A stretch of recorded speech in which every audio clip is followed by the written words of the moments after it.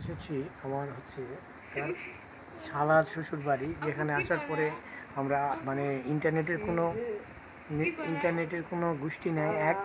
তারপরে তো ওই থাম ধারা শালি, তারপরে সারা রাত তো মানে ভাত খাওয়ার পর থেকে এখনো কিছু খাওয়া হয়নি, শুকনো খাবার নেই।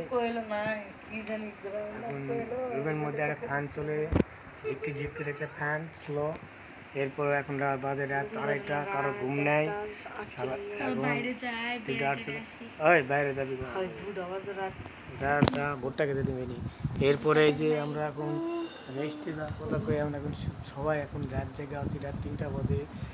এই যে আপনাকেও ভাবি, আর এই যে আমরা এখন ঘুমাবো। এখন ঘুম তো ধরে না রে ভাই, এখন কী করবো। এখন মনে করেন এমন একটা অবস্থা, এখন মানে কিছু না খাওয়া পারলে খুবই অবস্থা খারাপ। বিশেষ করে হলো খিদা লাগছে, করে শুকনো মুখটা খাবার যদি করতাম, মনে হয় আমরা পাহাড় অঞ্চলে ঘুরতে আইছি এরকম একটা মানে এত জঙ্গল। এই 2টা বাজে এই শাড়ি ঠিকভাবে ফোন দিয়ে লাগবে না, সাথে সে এক রুমে তোমার শালি আছে, সাথে আরো ঘুম হয় না। পিছনকার ক্যামেরাই নাই, অযথা তুমি হ্যাঁ অযথা এরকম করে। এরপরে হচ্ছে ধরেন যে রাতে এমন একটা অবস্থা, মানে ঘুম তো ধরে না। জায়গার নাম কি? চোদনপুর মোহনপুর, তার সাথে মন্ত্রতন্ত্র ফু। তারপর ঠাকুরগার মধ্যে তো এটা চোদনপুর আসতে হবে ব্রেক।